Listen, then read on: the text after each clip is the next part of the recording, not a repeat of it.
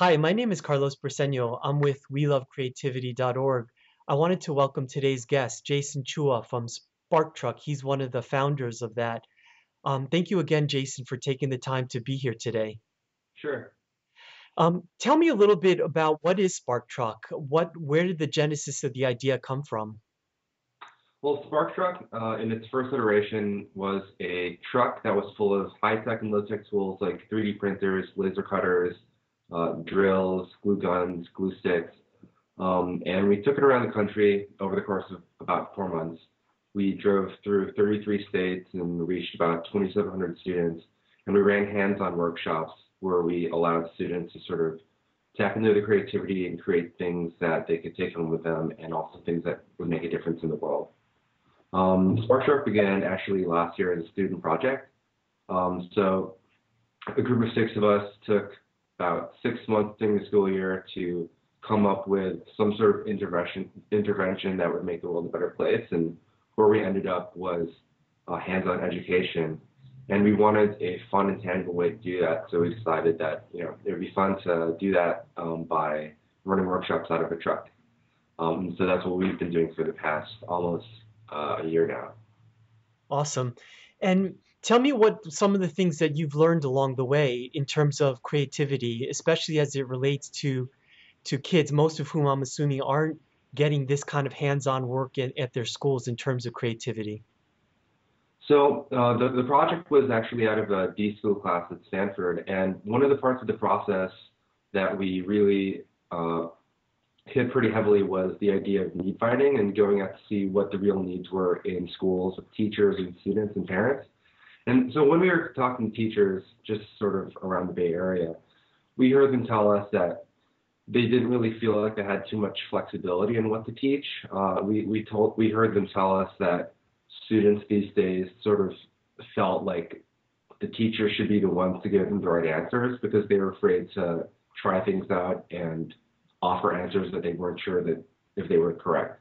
So what we wanted to do is we wanted to sort of bring back more creative exploration and sort of lower the barriers of entry to activities that students would normally be afraid to try because they would be afraid of failing.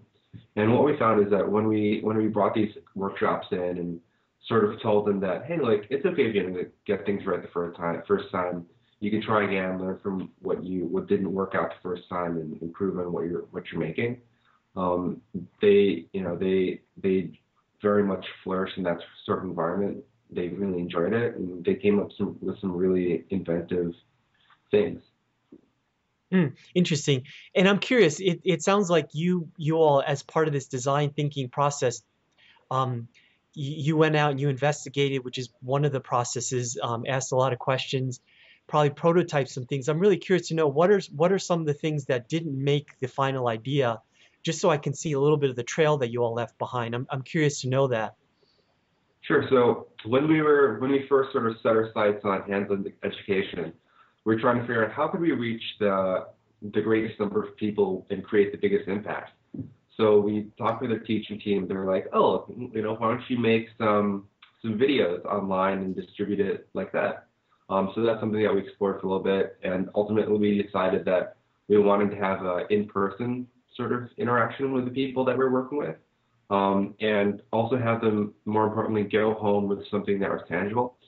So we'd run a couple workshops before where we talked through things, worked on some really, really disposable projects with like things like tinfoil and masking tape. And while that was really fun for all the participants and for us during the workshop, at the end of the workshop, it was kind of unsatisfying because all the students that we were working with would ask us, oh, I thought we were going to be able to bring this thing home, but they didn't end up being able to do that.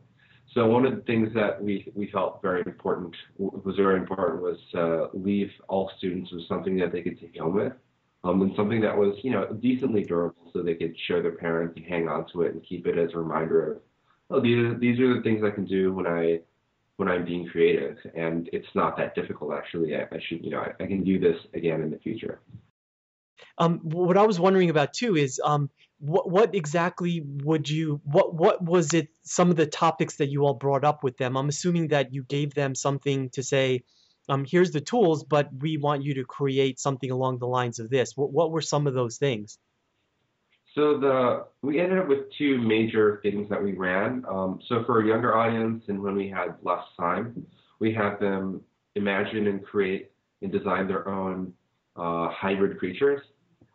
So we had them smash a land animal with a sea animal and create their new hybrid creatures. So we had some interesting creations like koala wall, which is a koala and a narwhal, or a giraffe fish, which is a giraffe plus a catfish.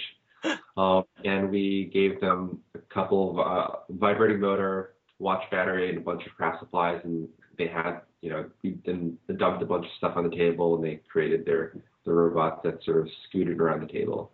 So that was the one that we used for younger students. And for older students, we had a fairly broad prompt, which was to imagine a change that they might make in the world that could make the world a better place.